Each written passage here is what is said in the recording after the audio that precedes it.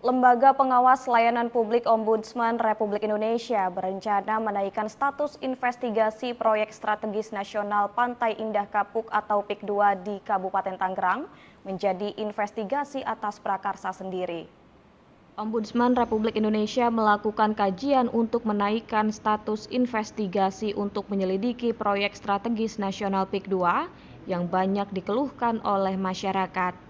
Kepala Perwakilan Ombudsman Republik Indonesia Provinsi Banten, Fadli Afriyadi mengatakan pihaknya akan melakukan pemanggilan terhadap pihak-pihak yang terlibat dalam proyek strategis nasional PIK 2 seperti pertanahan atau Agung Sedayu Group selaku pihak pengembang.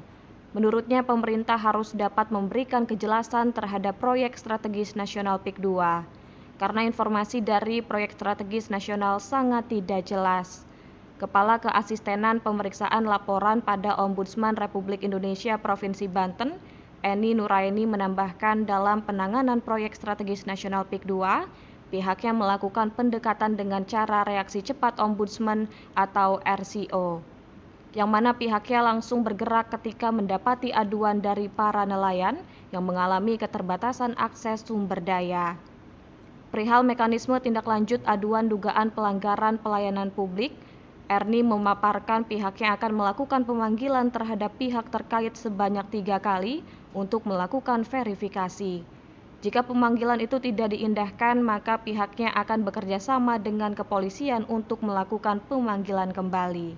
Ombudsman Pusat dalam minggu-minggu ini juga kita akan putuskan apakah kita akan melanjutkan investigasi ini ke tahap investigasi atau akan seperti apa. Tapi kalau dari pemandangan kasat mata berdasarkan informasi yang kita dapatkan, memang ini sangat merugikan nelayan dan petani atau petambak yang ada di situ.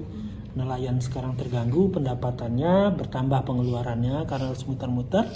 Petani petambak dengan ditutupnya alur air, mereka nggak bisa nambak gitu ya.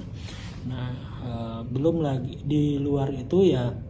Memang pemerintah perlu kayak kita juga mengecek apa sebenarnya sosialisasinya seperti apa, karena memang sangat simpang siur ya.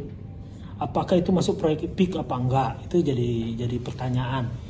Apakah PIK yang PSN atau enggak, ini kan jadi pertanyaan lagi. Katanya tidak semua PIK itu PSN. Nah ini kan perlu pendalaman, sehingga kita harus masih pada titik akan seperti apa kita mendalaminya.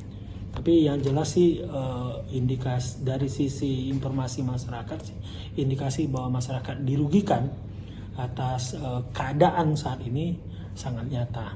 Kita ketemu dengan petambak yang menyatakan dia nggak bisa nambak gitu ya.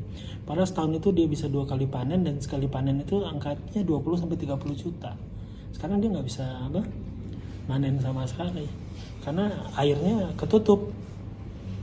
Kita tanya, apakah dia mengaku bahwa dia tawarin untuk menjual. Cuma dia bilang dengan penghasilan segitu pun, ya ngapain dia jual gitu. Dan dia tidak punya kepentingan untuk menjual kan.